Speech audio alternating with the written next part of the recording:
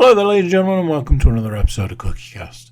Today on CookieCast, it's the pursuit of hoppiness. Yes, I know it's been a little while, but we are back and we're talking beer. Yeah, it's been a while, I know, but you know we still remember where the beer goes. It's in the air, right? While I've got you, before we start talking delicious beer, I will ask you to please consider subscribing, like, share, comment wherever you can. Spread the word of the fantastic podcasts on the CookieCast network. Right, that's that. Let's start talking beer. Here we go. This is CookieCast, the pursuit of hoppiness.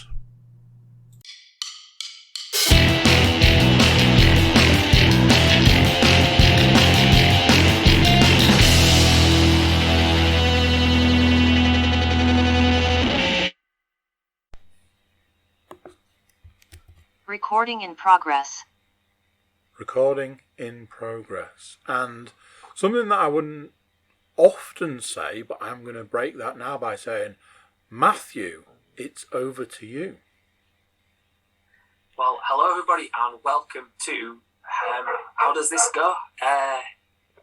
The pursuit of hoppiness, that's it, isn't it? It's been about 3 months, 2 months, 3 months. So we've cracked open the beers. You know, shout out to Gypsy Hill and Mash Gang for my beverages tonight. And just to introduce him, being as he's got himself his hands on some rocking horse shit there, Mr. Andrew Cook. Hello. I am drinking my supermarket beer of the month, not to foreshadow anything.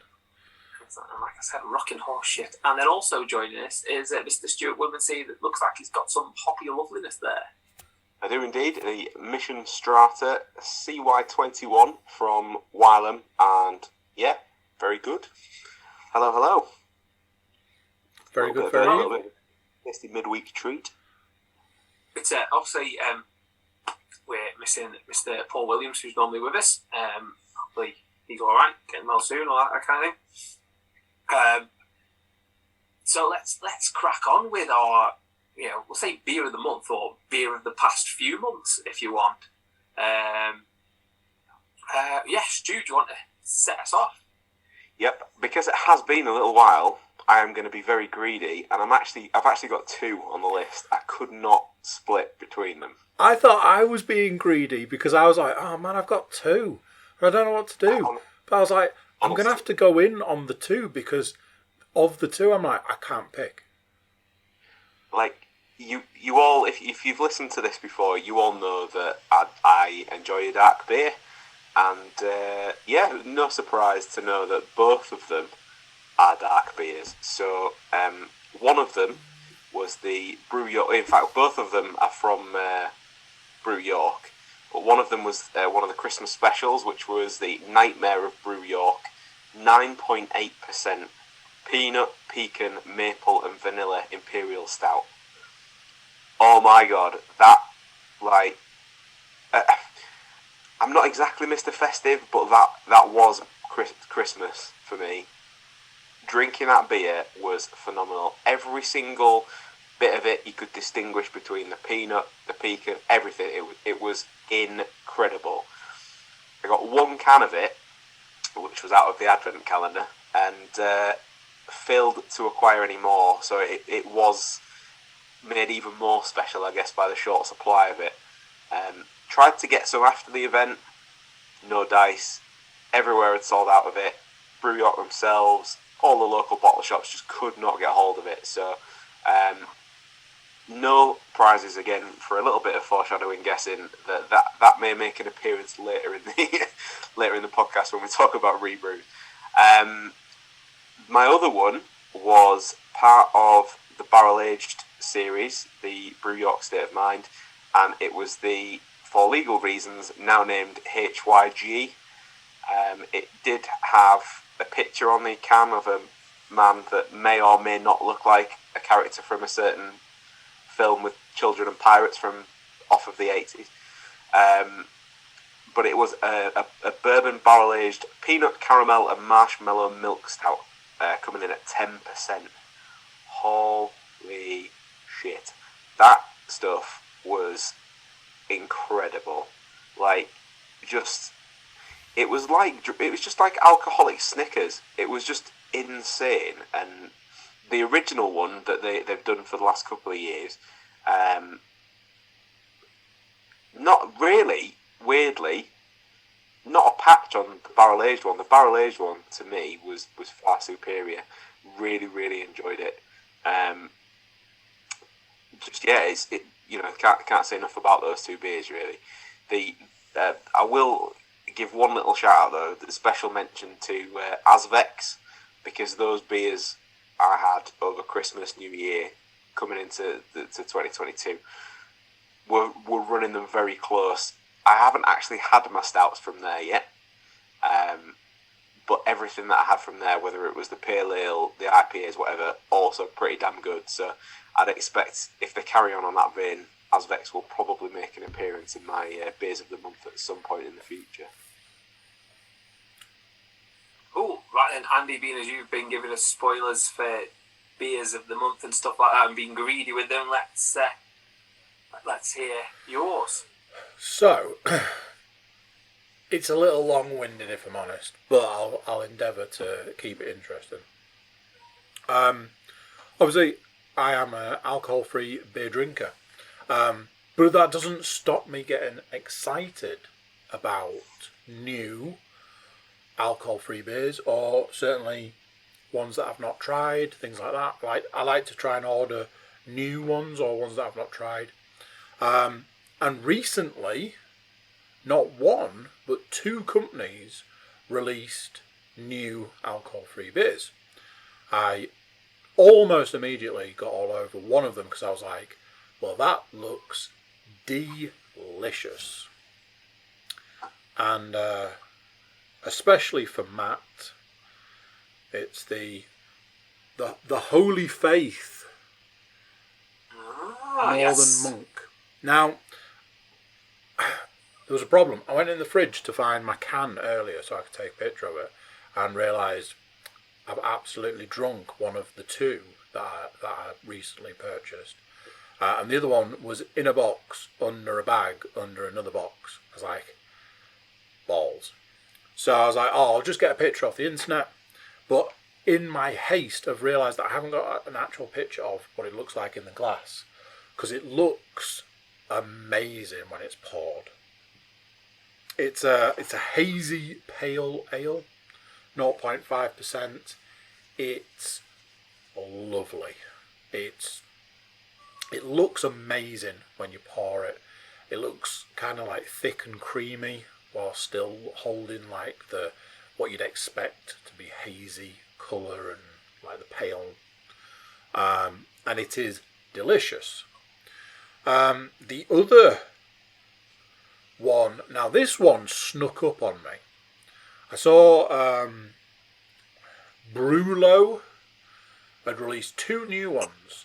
I was super excited for one of them, which was a 5 fruited goes. It's like, yes, one of those, please. And then, as I saw, I was like, oh, they've got another new one, which is this guy. A Sabro Galaxy DDH IPA, a double dry hop IPA. So because it was new and I've not had it before, I was like, get me one of those, please. I think previously, potentially off air, I mentioned to you gentlemen, have you ever had a drink that you're super excited for and then when you get it, you're really disappointed? Unfortunately for me, the 5 fruited goes was a touch of a letdown.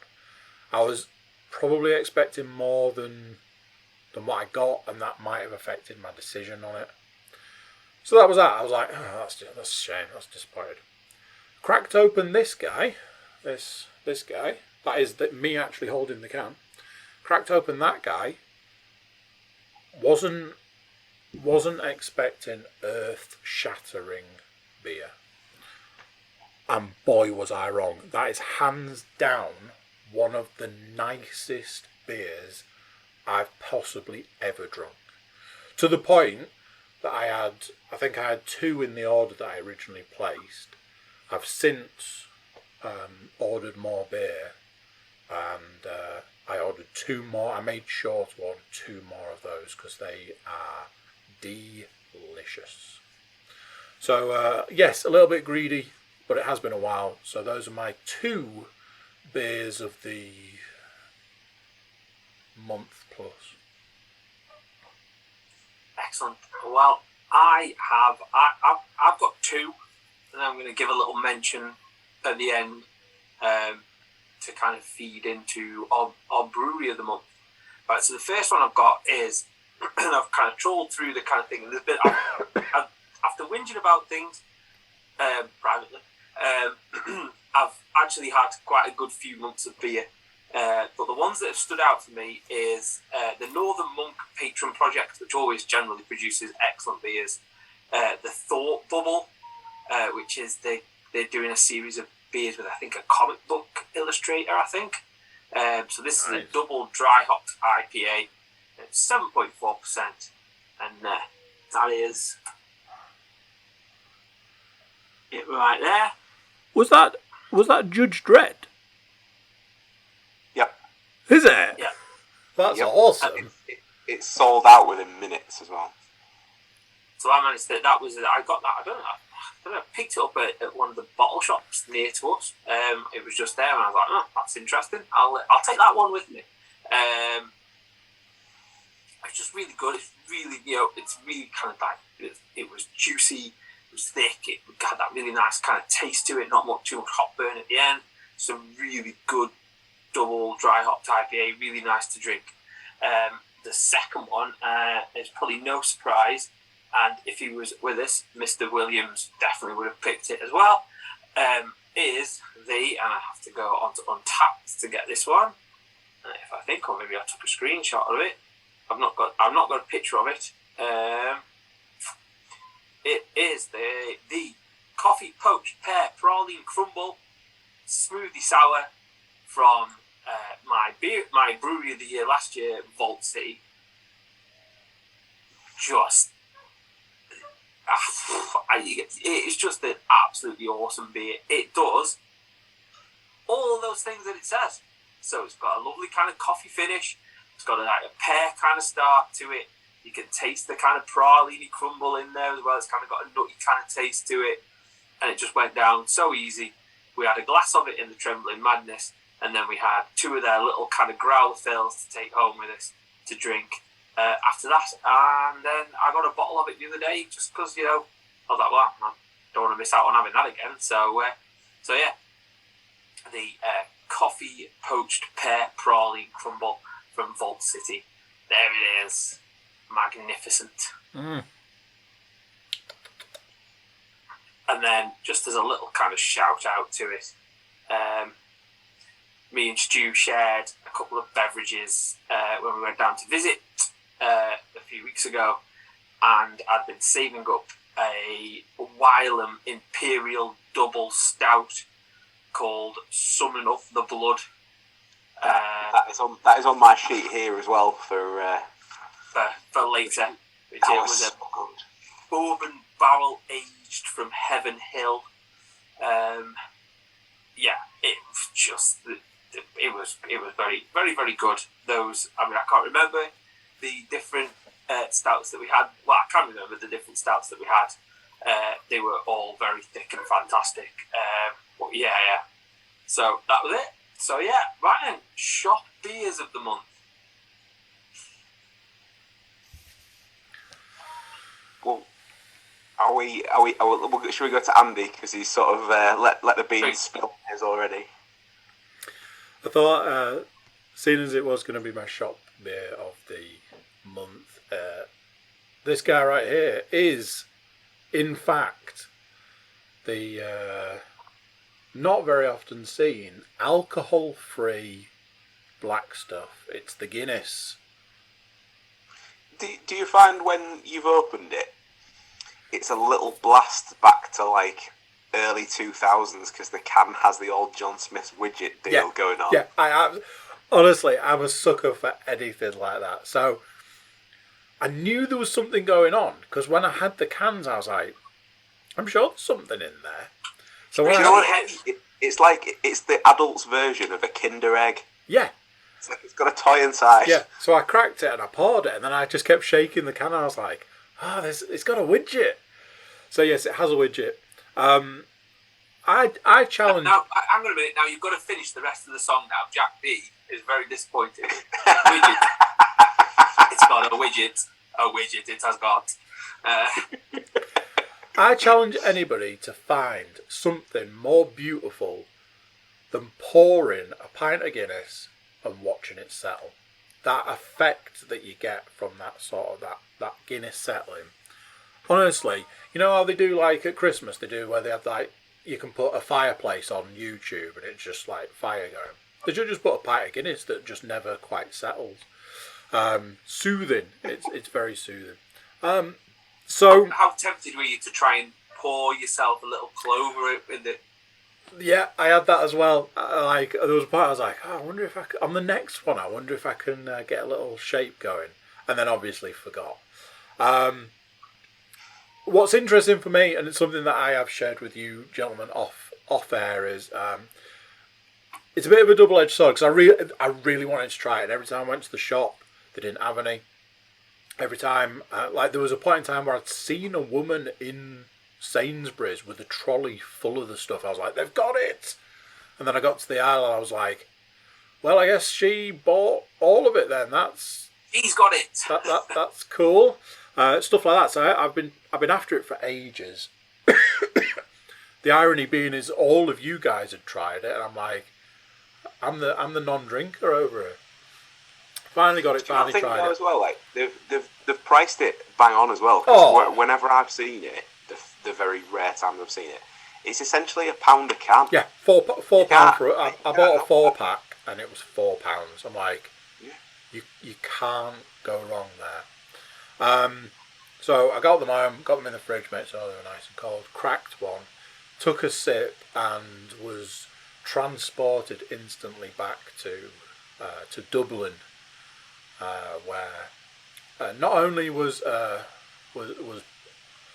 plenty of Guinness consumed, but unfortunately it was also the end of my drinking days. So there was kind of that double-edged sword of, it takes me back to the thing that made me stop drinking. So I can't solely blame the Guinness.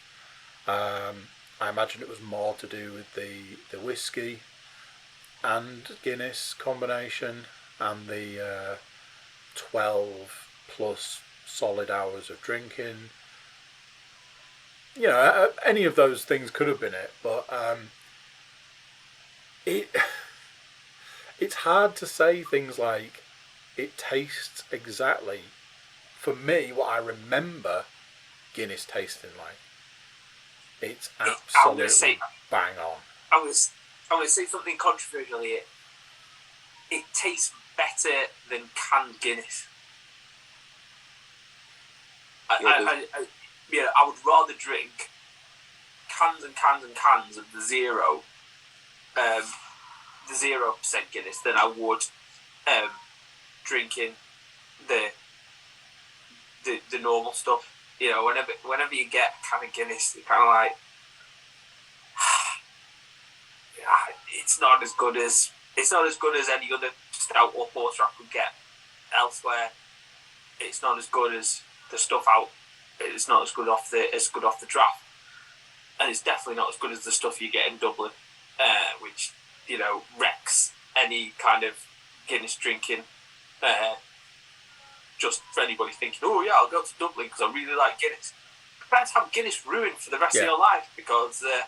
When you get home, you're like, I'll have a pint of Guinness because I had a really nice time drinking Guinness in Dublin, and then you get the pig swill because it's not properly looked after, and it's not even, even the stuff that you get in the factory in Dublin, like the Guinness factory, that's not had time to settle and not had time to think because they're just pulling through pints and pints and pints and pints and pints, and it looks a bit kind of wishy-washy, is better than what your local pub is serving. Yep. Just to spoil it for everybody. Right. So I was super happy that I managed to get this in the last week and consume. This is actually the last of the four. That's the kind of way I've been getting through those bad boys. But I was like, yay! I can actually have a supermarket beer of the month, because it has become a little bit on the slim pickings side of things for me. Because, you know, can I use Laser Crush again this month? It's that sort of thing. If this is the beginning of actual distribution, like proper steady distribution for it now, prepare to hear alcohol-free Guinness on every single Pursuit of Hoppiness going forward. Stu, have you got your? I do, and it was actually one that you will be familiar with yourself, Matt, on the basis of, I'm pretty sure, well, you did get me this, and this isn't my picture, I don't have an actual picture of it, but the Death Star Episode 2, which was, again, you might have spotted a theme by my beers on, because my beers of the month previous, like that mentioned, were a stout with some kind of nuts element to it. This is chocolate, peanut and caramel imperial stout, and for a Tesco beer, rocking in at a measly 12%. So it was a bit of an ass kicker, but just like, when are you going to find that in a supermarket normally? I believe the price point is a little more than kind of the usual Tesco cans. So I think it was rocking in at about a $5. Yes.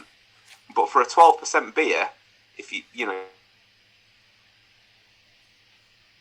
you wouldn't get a normal Northern Monk beer of their own for like 12%, stout for a $5. That's, it's a proper bargain. And considering that some of the breweries that are going into the supermarkets are starting to edge those prices up a little bit. I've seen a couple of 6, a couple of 7. I think I saw an 8 the other week, and I was like, I don't think that's going to work. I had the exact same problem. So I placed an order with our favourite Trembling Madness, but I was trying to do a little bit of sneaky, because I was trying to get some surprise Laser Crush and others a little bit cheaper. So I was like, how much is it on Trembling? It's this much. How much is it at Sainsbury's? It's this much. If you buy the number of Laser Crushes I buy, it's a saving. You probably get a free one by the end of it. So I was like, I'll nip to Sainsbury's. I'll get 4 of these, 4 Guinness, that sort of thing. And while I was in there was a beer that I'd ordered through Trembling Madness that Sainsbury's were also selling. I was like, that's interesting. Sainsbury's were selling it for 50p a can more than Trembling were. I was like, naughty. I guess that just goes to show as well, support your local bottle shop as well. Yeah. Absolutely. Yeah. Right, well, you'll recognise this one, I've had it a while. As we joke about, everything goes in date order. I had, it's Sway Low, the Rainbow Sherbet Sour. I don't know if it's still available in... of course, it's still putting on my phone. So that was, from memory, that was a Sainsbury's purchase, that one. It was a Sainsbury's purchase. There you go. Very good, just sour. It's got that sweet kind of texture to it, that sweet taste to it. It's from the Guelo Beer from Hong Kong and Rocky Ridge Brewing Company, Busselton, Western Australia. So I made a bit of a journey there to get into your it was in your. I think I'm pretty sure I've still seen it in your local friendly neighbourhood Sainsbury's. But yeah, it was a good sour. It kind of hit the notes of, is it sour? Yeah. Does it have the sweet kind of taste to it? Yeah. Is it easy to drink? Yeah. Lovely. But yeah, absolutely, yeah, cracking beer. I was really chuffed with it. I'd looked forward to it for a while. But yeah, would buy again. But yeah. Right then, so shall we move on to the main event, as it were? So it's kind of been hinted at, we kind of joked about, that type of thing. But we are going to discuss the mighty Wylam Brewery from my hometown, Newcastle. There you go, and with glass as well. It's kind of again, it's not a running joke, but it's kind of widely acknowledged that Wylam are my favourite brewery. It was a shock that they didn't get Brewery of the Year last year. Any other year probably would have been. If you perhaps would have spoken to me a couple of weeks after, they might have snatched it away due to some of the beers that I drank post that episode of the Pursuit of Hoppiness. But that's the way, the cookie crumbles and all that kind of thing. There you go. Right, so Wylam, I think as well, Wylam kind of is kind of takes me back a little bit, because obviously before drinking craft beer, I drank real ale, and Wylam was probably one of the first real ale breweries that I liked kind of a lot, kind of thing. I was like, I'm digging what these beers taste like. And so the original Wylam Brewery was set up by John Boyle and Robin Layton. So they both lived in a small village just outside of Newcastle called Wylam. It's a place. And one of the guys was a computer technician, and he came and fixed the guy's computer. And the guy said, "Well, can I pay you in beer?" And who would say no to that? And it just went on from there. They brewed together. Made beers together and stuff like that. Eventually set up a brewery in another village, probably a few miles further west, called Heading on the Wall, where they kind of it expanded the size of the brewery, that kind of thing. And then, unfortunately, one of the guys passed away, and the other guy that owned it, I think John Boyle, brought his son in to help run it. But his son was living in Spain, but wasn't really kind of enjoyed it, but it wasn't really his thing. So they ended up selling it to the current owners, a guy called Rob Cameron and David Stone, I think, if memory serves me right. And they're two local businessmen who kind of their background is based in like events, clubs. So they used to run clubs and events in Newcastle.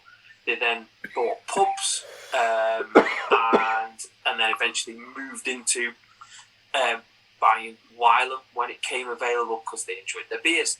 And they've taken it from Heading on the Wall and brought it into the city, to Exhibition Park, and more importantly, the Palace of Arts, which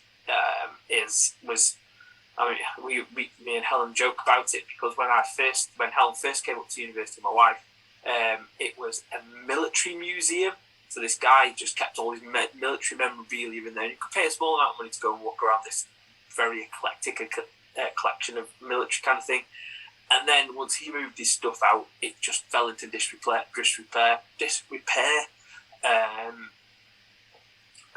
Until the Freddie Shepherd, local businessman, ex-owner of Newcastle, etc., took it over, and then has basically let it to Wylam. I don't know how long the contract's for, but I presume it's probably for quite a long time. And they just turned it into... obviously, I'm biased, but I genuinely think it's one of the best looking breweries in the country. It's an event to go and visit it. Even, if you're just collecting beer or something like that, it's just impressive. Every time you go, it looks great. I think it's been open I agree, and I will have a photograph of it. So maybe we need to take a very short break whilst I find said photograph, and as we return, it will be on my screen. How's that? There we go. That sounds perfect to me. Sure. Right, we'll be back shortly for you guys. Literally a second. 2 shakes of lamb's tail. Recording in progress. Look at that. That looks like some kind of American government building. Well, it is the most picturesque setting. As Matt said, he might be biased. He might be biased with damn good reason, I think. As not a local, if you like, but you know, an outsider, if you will. Having been to a few breweries and tap rooms now across our time, Wylam, for me, has a little bit for everybody. If you want to go and walk your dog and have a pint, perfect, because it's in a lovely park. You know, they've got seats outside. If you want to go for a full-on night out, great, because they do beer festivals, they do music events, sorted. If you want to go for Sunday dinner, yep, they've got that down too, because they've got a little restaurant going on. It could not be any better, and like just the setting of it, like it's just great. Like I can't say enough good things about it. It's just far enough out of town that like you've had a little walk by the time you get there. So subsequently, by the time that you walk back again, you might have walked a little bit of it off as well. Or, you know, sometimes you might even remember that walk if it's been a particularly heavy evening, shall we say. I think particularly Matt, Paul and Amy will know that is the voice of experience from myself right now. But yeah, just I honestly can't say enough good things. I think in terms of particularly the ones that we've visited, I would have, like for me, I think the top 2 are probably Wylam is top, and probably Tiny Rebel second, but that's for 2 very different reasons, because Wylam is set up to be a nice place to go and to have a nice time and take in the surroundings.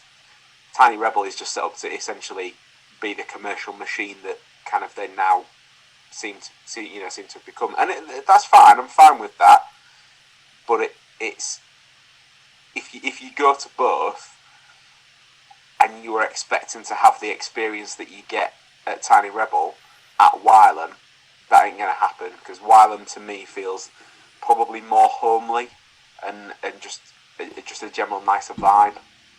You can tell it's ran by people who used to run pubs or did run pubs when they first set it up. Yeah. I think you've got that. The Tiny Rebel kind of thing is uber modern.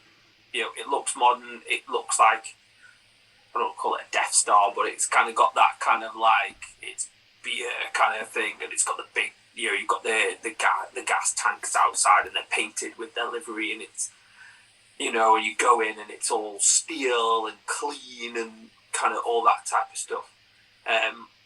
Whereas Wylam, obviously, they've got to fit in with the listed building that they work in. So that building's been there since 1929, so coming up for 100 years. It took them a while. It took them a bit of effort to get in there, because the locals, you know, there's not many breweries that are opposite £1 million houses, and obviously people in £1 million houses throw stones at breweries, as it were.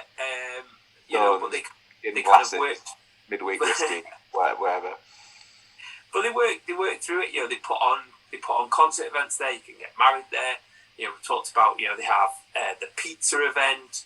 They have a battle of the burgers. They have I can't think something to do with curries, that type of stuff. So they have loads of things. You can take you take the kids and stuff like that during the day, and we have taken the kids to one of the pizza ones. The tap room's lovely. You can just go and sit in the summer. You can sit outside. It is a really nice setting. And that, when we took the boys there as well, they were really quite tiny, weren't they? Like, they weren't old at all. No. I remember that they ate more chips than we did. We just Seb then. Do you know what? I don't even know if Seb. I think it was just. I seem to remember it was just the boys. I think it was the beginning of our first sort of foray away. So the boys would have been about 18 months, maybe. So that kind of shows you as well the fact that they are that they can, depending on the event as well that's set up, they can cater for families, they can cater for stag do's, the whole range in between kind of thing. So definitely. And then in 2019 they opened up the sister brewery, as it were, By the River Brewing Company, which is a shipping container brewery. So kind of following on that kind of shipping container trend, they took shipping containers, built a brewery down by the river. So it's down by the River Tyne, right next to it. So you've got the brewery in there, so you can see all the tanks and stuff like that brewing. There's a tap room there, a very good restaurant. My friend runs the bike shop that's there, backyard bike shop, and then the Hawkers Market, which has like street food at the weekend, which it caters for things. And that is it. The bit by the river brewery is great. In the summer it's absolutely packed. There's not a chance of getting nearby. Right, so let's get down to the nitty gritty. So what I thought I'd do is the first thing I thought I'd do is give a shout out to like the original OG Wylam Brewery, the original kind of beers. So Golden Tankard, which Wylam recently rebrewed, Landlord's Choice, Wylam Gold, which I think they've done as well, haven't they? Yeah, that's been in cans as well. And Red Kite, and they were all very good real ale beers, and they are really good beers. So I just thought I'd just give a tip of the cap to old Wylam. Now, new Wylam is a completely different animal. I think when I say this, maybe I'm going a bit kind of thing, but I think their bread and butter is IPAs, and big IPA, big tasty IPAs, and that is shown in their core range as it's identified now, and that's Hickey the Rake, which is a Limonata Pale at 4.2%, Lush, which is the Luscious Pale Ale, which is a new one that they've added, and me and Stu had that last year at the Brewers Table. That's it, isn't it? No, I forgot the best one. Jakehead, which is the supercharged IPA, which is a 6.3%, and people might disagree with me on this podcast, but I genuinely think is the best IPA in the country. There's just a drinking IPA. I mean, it's up there. It's like when I was making my notes for the podcast, in terms of the top beers for Wylam, I have two, and one of them is Jakehead. Matt will absolutely already know the other. However, like, everybody knows that I love a good can of transmission. I've always got an emergency can of transmission from North in the fridge. But damn it, I feel like I need a can of Jakey to accompany that as well as like my emergency. Oh, you go to your friends for a party. What beers are you going to take that you want to actually drink when you go? Oh, I need to pick up them cans. Jakehead, and as well they've not only is it a supercharged IPA already, they have done double Jakey as well, haven't they? Before when it's yeah. There's so many beers to kind of talk about. So if we kind of quickly go through them. So Hickey the Rake is a Limonata Pale. I like the lemony finish on that. It's a really kind of easy drinking beer. I would say sometimes it's perhaps a little bit fizzy for my taste. Yeah, a little, but I kind of expected it. The thing that I liked about it was that it's still a pale ale. They haven't gone down the route of making it a sour, like a lemon sour. Yeah, it takes that bitterness out of the finish and switches it up slightly.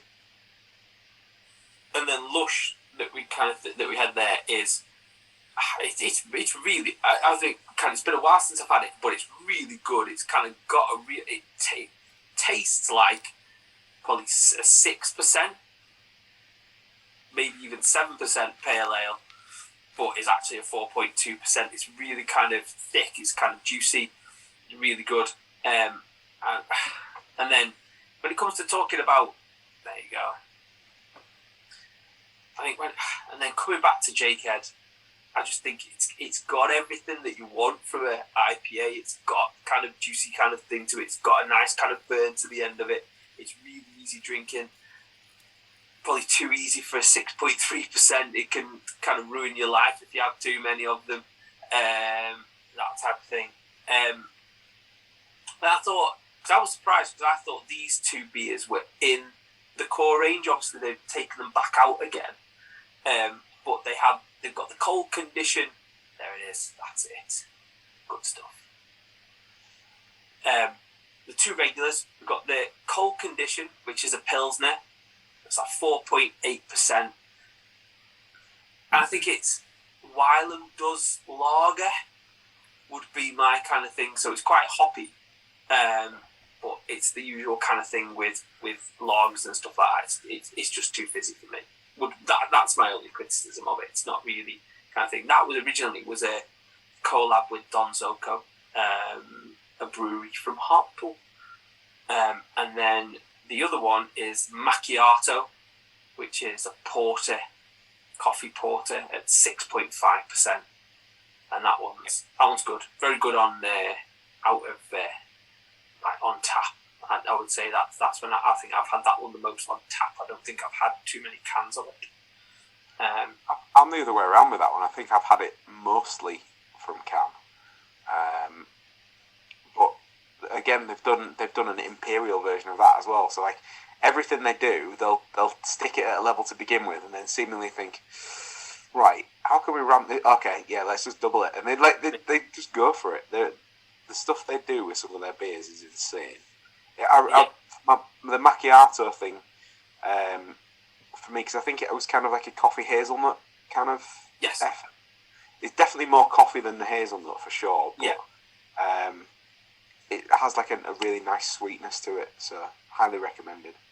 Yeah, it's a good again say like easy drinking kind of thing for a porter kind of thing. It does kind of drink really well. Right then, favourite. Now I could sit here and talk for the next however long if you want, or we could kind of compare notes on it. I'll go first. My first one is, and I think it was when we went for one of the tour when we went for one of our tours of it. We saw the cans and we were immediately like, what are they? So it had a pink and black can. I think it's a kind of combination with this one. So we'll kind of talk about the naming of the beers in a minute. But In Every Dream Home a Heartache, which was a double dry hop sour mash IPA. The beer tasted absolutely fantastic, and the fact that you can get a Roxy Music reference into the naming of your beer always kind of floats my boat, as it were, kind of thing. And it was just a proper good beer. I think I might have had, probably at the time when my collection of beers wasn't quite so high, but I probably had 2 or 3 cans of that one. I managed to grab one every time I saw it. So yeah. Stu? There is no way that this podcast is getting by without talking about this beer, and I'm really surprised it's me that's mentioning it first. But a beer by the name of Midnight Train to Biker is hands down the single greatest beer of all time, and that is not putting it lightly. It's like I think Midnight Train to Biker as well came along at a time where I'd been into beer for a little while, and I liked the IPAs, and then you get to like the double IPAs, and then someone's like, oh, people have started doing triple IPAs, so instantly you're like, yeah, cool, right, I'm on board with that. I think it was probably my first introduction to paying so much money per can, as well, because it was up there price-wise. But yeah, I have the little picture on screen right now for the YouTubers amongst you. But just there aren't words for this. It's like it's a 10% beer. Does not drink like a 10% beer. I just wish that it was one of the regular ones that they did. Like, how they haven't done this again is absolutely criminal. It's a on two knees begging, please just do it again, just one more time kind of thing. I'd heard about it and I'd seen the release for it, and I was like, right, yeah, I need to get my hand on that one, because it was like you don't normally see a lot of it, but a lot of the kind of local beer shops are like, you're going to want to drink this beer. You're really going to want to drink this beer. We've tried it, and we've tried it at the, not quite finished phase. It's outstanding. So I went out to Whitley Bay to a bottle shop called Nord, who'd got a keg of it on the tap. So I had a 2-litre growler full of it. And I was texting Stu and Paul about it at the time. And I think the phrase was, I've drank the whole bottle, I can't stand up. Because it didn't taste like a 10% beer, but it certainly had the effects of a 10% beer when I came to that. Right, okay, then let's go to bed now, because we're probably about right, aren't we? Oh, why do my feet feel like they've been put in cement, kind of thing? And this beer it's absolutely fantastic. Just, yeah, I beg, please, just do it again, please. I think my other thing written, just generally written, that I've got written down about them is like, if you're into your stronger stuff, like for me with Wylam, I was probably hooked in by the doubles and even the triple game that they had. But then you end up staying for the IPAs that they put out anyway, just the regular ones. I think for me, they cover the full range. Obviously, Matt mentioned the lager and stuff before. The one thing I don't think that they do particularly is sours at all. No.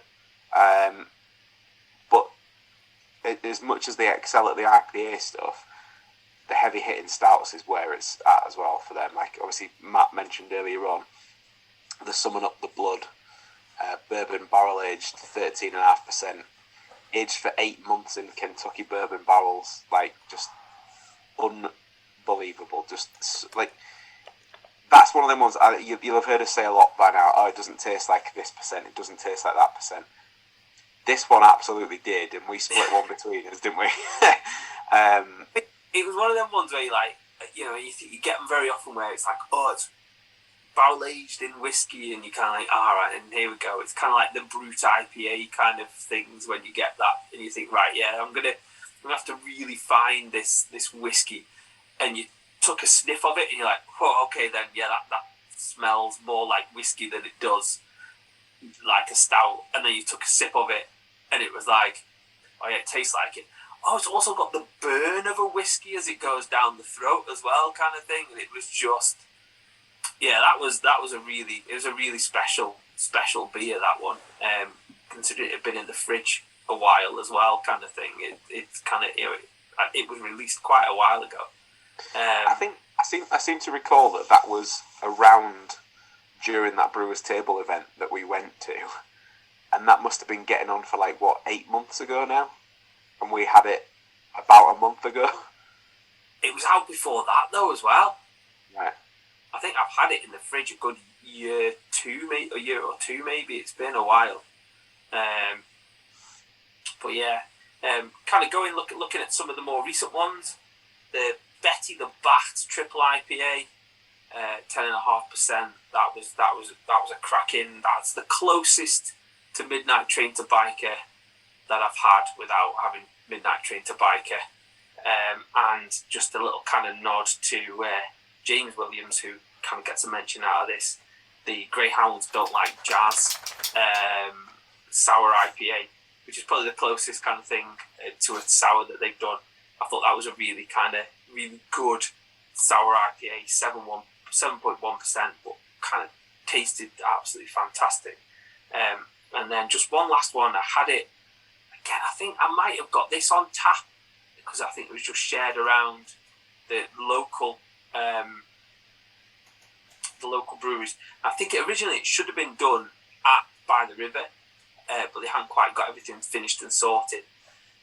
So hopefully they'll come back and do another one, because it's called Kill Phil Part 1, and it's a collab between Wylam and Anchor Brewing from California, and that was a double dry hopped IPA, and that was just absolutely, it was insane. It was so kind of juicy and thick and just tasted absolutely awesome. And so hopefully Kill Phil Part 2 will come out at some point, because we need that again. There it is. There you go. That's the one. It's funny because when, like, obviously Wylam was always going to come up on the podcast at some point, and like I know that we've kind of frequented for a good while now, but like looking back through Untapped, like just the amount of quality stuff that's on there, we could just on like ones of the past, we could probably do like more than a full podcast just on nice ones that we've had from there in years gone by, and yet they still keep churning out quality, and they've really refined that core range over time, I think, as well. Yeah, and I think they kind of stick to these are one-off beers, and you'll get like, I mean, there's loads through the year. You're probably looking at 24, 25 unique beers through the year at least. But they've stayed and refined the core range so it tastes better. And obviously they kind of, like I said, they have the stuff that they prep in by the river as well. So like one of the guys from Wylam's gone down to run that there, which Heed Hunter, which is the double dry hopped pale that they do from by the river, is also an absolutely stunning beer as well, which is good. Anything else Wylam related? The only thing that we've kind of mentioned in passing, I would say, is that a huge shout for Craft Beer Calling, which myself and Matt have been lucky enough to frequent 3 times now, even despite the best efforts of everybody's least favourite pandemic. And it's just a really well organised beer festival. Every time we've been, it's been impeccable. Great choice of beer, whether it's been the sours, the dark stuff, whatever floats your boat, and a good 4 or 5 food vendors as well, which is clearly a very important part of the food situation. Is always relevant at a beer festival. So as Mr. Williams will attest as well. So yeah, just if you ever get a chance to go to a Craft Beer Calling, it's very, very high on the list for me. Yeah, it's the thing you look at for the whenever it comes out during the year. Craft Beer Calling, Hop City, those kind of things. You're looking for those. It's generally when we've been. It's generally at October time. For those of you that, if you're in the profession or you have children, it's around October half term as well. So it's always a good chance of a babysitter and all that kind of stuff. So it's definitely one to mark down in the diary. Definitely. The other thing I was going to give a shout out is one every year I kind of keep an eye out for it is the W by Y Yeasty Boys collab that they generally do. Obviously that's taken a back burner for the past couple of years, I presume, with the pandemic and not being allowed to travel down and stuff like that. Hopefully that might make a comeback this year. But yeah, Craft Beer Callings is a great night. It's a great event from Thursday to Saturday. But yeah, I think that kind of, like we said, we could probably go on about Wylam for hours and hours and hours and talk about every single beer and the nuance of each one and how it fits into different things. But I don't think hopefully people won't get bored of it, but it'd be a long podcast. I'm thinking that when this is over, Andy's just going to email you the audio file so you can finally submit it for your tour application. Like, like, oh God, Beer Geek. I'm sure they did a beer called Geordie Beer Geek. I didn't get that. I've not seen that one. I didn't manage to get my hands on it anyway. That one sounds perfectly up my street. Right then, unfortunately, I don't have any Matthews ABVs right this month. I apologise. I've failed miserably on that. So, well, as it's been a little while, it may have been a very long ABV is right from Christmas all the way through until now. So maybe we'll keep that powder dry for next time. Maybe keep an eye out. I'll get a list. I'll get a more comprehensive list. Right. Any other beerness as we kind of finish this pod off? I have some beerness. I was recording, coding and uploading a podcast last night. And at various steps of the process, you kind of left waiting for stuff, which will probably come as no surprise, leads me down a YouTube rabbit hole while I'm sat waiting. YouTube definitely doesn't track any sort of trends or anything, and definitely doesn't send you any videos that you might want to partake in. So I definitely didn't find myself looking at a video going, yes please. It was an instructional, I say instructional, it was I'm going to make a alcohol-free beer video. I was like, sweet. Right, this is what we want to know, how to make alcohol-free beer. Let's do this. And obviously in my head, I'm like, it's going to be, you get your water and you get your hops and you get your things and you do your stuff. And when it started and the guy doing the video started talking about how much ionization was in his water, I went, what? And from that point to the point where I closed the video when it had finished, I went, I didn't understand a single thing that happened in that entire video. Like, there was things going on. There was like a spout in the middle of a pot, and the spout was like, there was liquid coming out of it, and then there was another bit that went in, and then he had like all of these little packets, and like, these are hops, but he just kept like putting more and more, and I was like, I thought it was just going to be like, here you go, this is how you make beer, and instead it's like, this is how you make meth that just so happens to look like. It was like an in-depth episode of Breaking Bad. I was like, are we sure this is beer? It's not going to turn out like blue crystals at the end of it. And I've been watching the wrong thing. With his magic wand at it, and that was it was chemistry and wizardry all at once. And I was like, I think this might be a little bit above my pay grade. So from watching that to then translating it back to the stuff that we've just been talking about, it's like there's some sort of wizardry going on to get you from, let's talk about the ionization of water, to here's a lovely beer for you to drink. So yeah, worth bearing in mind when you're cracking open a tin of whatever deliciousness. To get that tin,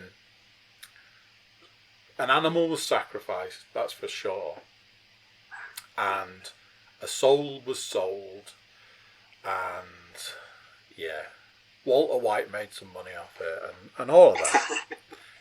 Insanity, absolute insanity. But that was all the business I had. Excellent. I have nothing else. Nope, I'm good this time. Well, again, thank you, gents, for accompanying me for a bit of beer chat. And yeah, everybody, like, share, subscribe, leave us a comment. Hopefully we'll have some more we'll definitely have more Pursuit of Hoppiness. Maybe we'll have some more exciting news later on in the year. All right. Thank you very much. Goodbye. Bye. So there you go. What do you think of that? Good to be back talking about the beers. Thank you for listening and or watching. Wherever you get your podcasts, please do consider subscribing. Like, share and comment. Get a friend to do the same. And before long, everybody will be listening. You can also check out our website, thecookiecast.com. There we've got social media links and email links for you to be able to get in touch with us. That's it for this one. Till next time, I'm going to say bye, and I'll see you then.